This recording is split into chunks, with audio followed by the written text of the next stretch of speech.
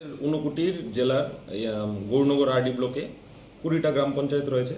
গ্রাম পঞ্চায়েতের 206খানা সিট রয়েছে এবং এখানে পঞ্চায়েত সমিতির 13খানা আসন রয়েছে এবং সবকটা আসনেই নমিনেশন পড়েছে।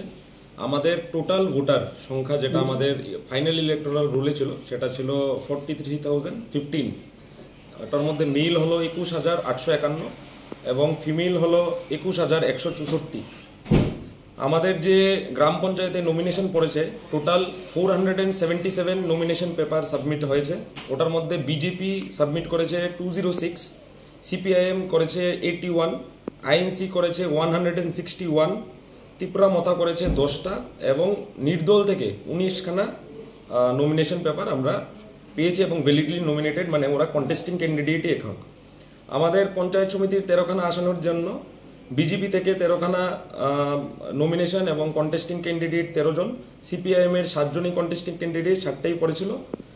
আইএনসি থেকে 9টা কন্টেস্টিং ক্যান্ডিডেট আছেন, 9খানা নমিনেশন পড়েছিল এবং মথা থেকে 4টা এবং নির্দল থেকে 4টা।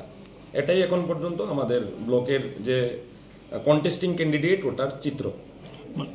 নমিনেশন পত্র জমাকে কেন্দ্র করে কিংবা মানে নমিনেশন পত্র প্রত্যাহারের দিনকে কেন্দ্র করে কোনো ধরনের অপ্রীতিকর ঘটনা ঘটেছে কি?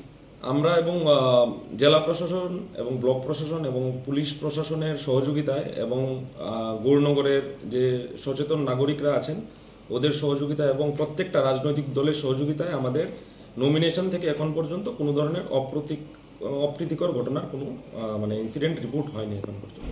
কি মনে করেন ভোটের দিনগুলি কীভাবে অতিবাহিত হতে পারে এখন পর্যন্ত, কি মনে হচ্ছে? আমরা চেষ্টা করছি যাতে কোনো ধরনের এরকম আনটুয়ার্ড ইনসিডেন্ট না হয় এবং আমরা প্রত্যেকটা রাজনৈতিক দলের কাছে আমরা আহ্বান রাখছি যে আপনারা যাতে শান্তিপূর্ণভাবে সব দলের ভোটারই সাধারণ নাগরিকরা যাতে ভোটদান করতে পারেন এবং আমরাও প্রশাসনও সেদিকে সজাগ দৃষ্টি রাখবো। গৌরনগর ব্লক এলাকায় কি বাড়তি নিরাপত্তা বাহিনী মজুত রয়েছে কি? হ্যাঁ, টোটাল এখন পর্যন্ত গৌরনগর ব্লক এলাকায় আমাদের আধা সামরিক বাহিনী 5 কোম্পানির মতো অলরেডি চলে এসছে 5টা ডিফারেন্ট লোকেশনে। গৌরনগর ব্লক এলাকায় ঊনকোটি জেলা পরিষদের আসন কয়খানা রয়েছে? 4খানা আসন রয়েছে।